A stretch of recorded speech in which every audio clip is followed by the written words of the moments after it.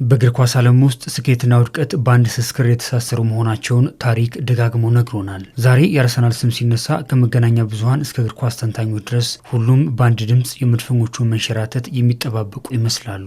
ላለፉት 3 ተከታታይ ዓመታት የፕሪሚየር ሊጉን የሁለተኝነት ደረጃ ይዞ ያጠናቀቀው አርሰናል ዘንድሮም ያንን ታሪክ ይደግም ይሆን የሚለው ስጋት በኤምሬት ሰማይ ስር ማንዣበብ ጀምረዋል። በተለይ በቦርንማውዝ የደረሰባቸው ያልተጠበቀ ሽንፈት የብዙዎችን ጥርጣሬ ቢያባብስም የቀድሞው የክለቡ ኮከብ ዴኒስ ቤርካምፕ ግን ይህን ትችት ሚዛን የጎደለው ነው ሲል ይሞግተዋል። ቤርካምፕ ለምን ብዙዎች አርሰናል እንደሚጠሉ ባይገባኝም ክለቡ እያሳየ የሚገኘው ድንቅ ግስጋሴ ግን ሊካድ የማይችል ሀቅ መሆኑን መናገር ፈልጋለሁ ብሏል። ከመድፈኞቹ ጋር 3 የፕሪሚየር ሊግ ክብሮችን ያሳካው ልዩነት ፈጣሪው ዴኒስ ቤርካምፕ ለ3 ተከታታይ ዓመታት በሊጉ ሁለተኛ ደረጃን ይዞ የጨረሰው አርሰናል ብቻ ይመስል ይህን ያክል ጥላቻ ለምን እንደሚዘዋወር አላውቅም ብሏል።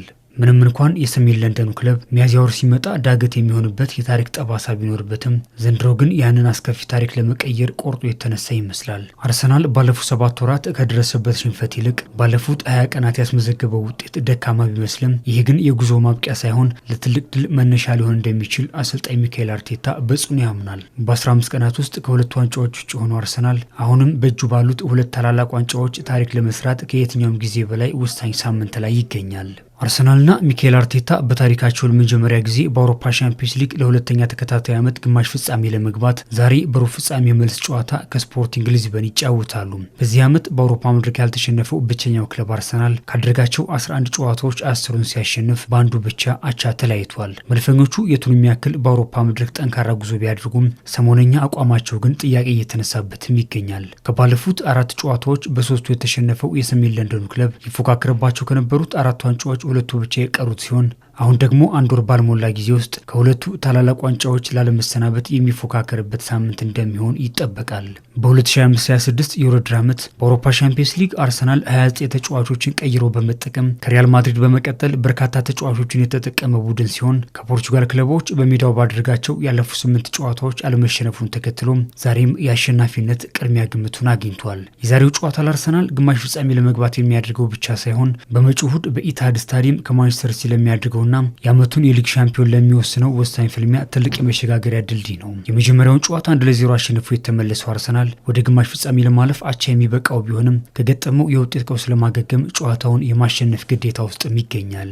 ምሽት 4 ሰዓት ላይ በኤምሬትስ በሚደረገው ጨዋታ አሁንም በርካታ የአርሰናል ተጫዋቾች ጉዳት ላይ በመሆናቸው ሚካኤል አርቴታ የተጫዋቾች ለውጥ ለማድረግ ይገደዳል። ትላንት በነበረው ልምምድ ላይ ዴክላን ራይስን ጨምሮ የቡድኑ 5 ተጫዋቾች በጉዳት ከስብስቡ ውጭ በመሆናቸው ልምምድ አልሰሩም። ፒሮሂንካፔ ከጉዳቱ ተመልሶ ለጨዋታው የሚደርስ ቢሆንም የዴክላን ራይስ መሰለፍ ግን አሁንም ድረስ አልተረጋገጠም። አርቴታ ግን ከቡካዮ ሳካና ቲምበር አንዳቸውን ለጨዋታው ሊደርሱ እንደሚችል ፍንጭ ሰጥቷል። አሰልጣኝ ሚካኤል አርቴታ ግን ከቡካዮ ሳካና ከዩሪያን ቲምበር አንዳቸው ለጨዋታው ሊደርሱ እንደሚችሉ ግን ፍንጭ ሰጥቷል። ስፔናዊ አሰልጣኝ ሚካኤል አርቴታ በሰጠው ጋዜጣዊ መግለጫ በውስጡ ያለውን እኔ እንዲህ ሲል ገልጾታል። በእሳት ላይ ነኝ። በእኔ ውስጥ ምንም አይነት ፍርሃት የለም። ያለው ንጹህ እሳት ብቻ ነው።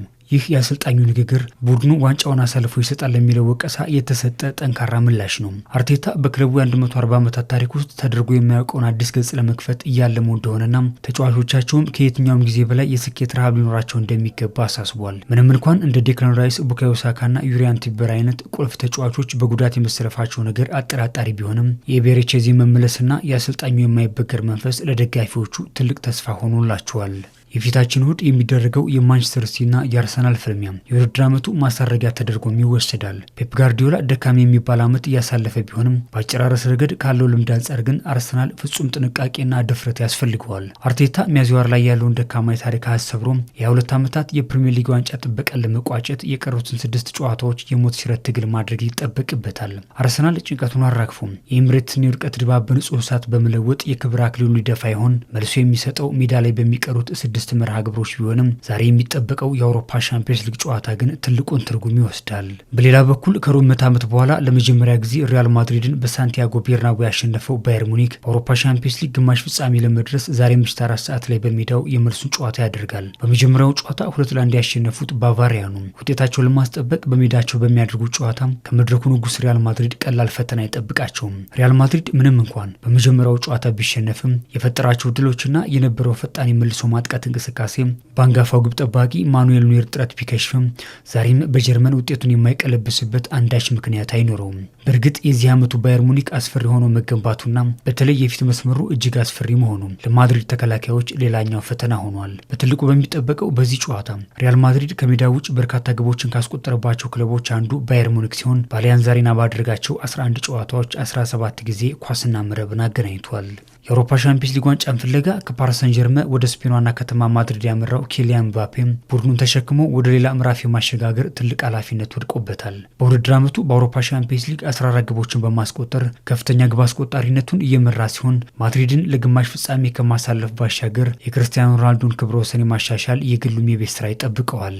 በሎስ ብላንኮቹ ቤት በርካታ ክብረ ወሰኖችን የሰበረው ፖርቹጋላዊ ኮከብ ክርስቲያኖ ሮናልዶ በአውሮፓ ሻምፒዮንስ ሊግ በአንድ የውድድር ዓመት 17 ግቦችን በማስቆጠር ከፍተኛው እሱ ሲሆን ፈረንሳይ አጥቂ ይህንን ክብረ ወሰን ለማሻሻል ወይም ደግሞ ለመጋራት በትንሹ ከ3 ግቦችን በላይ ማስቆጠር ይጠበቅበታል። ምባፔ ይህንን ክብረ ወሰን ለማሻሻል ደግሞ ማድሪድ በትንሹ እስከ ፍጻሜ መጓዝ የሚጠበቅበትም ይሆናል። በምሽቱ ጨዋታ በባየር ሙኒክ በኩል አዲስ ጉዳት ያልተመዘገበ ሲሆን መጠነኛ ጉዳት የነበረበት የቀድሞ የአርሰናል አጥቂ ሰርጅ ግናብሪ ለመርሃ ግብሩ ዝግጁ መሆኑን አሰልጣኝ ቪንሰንት ኮምፓኒ ተናግሯል።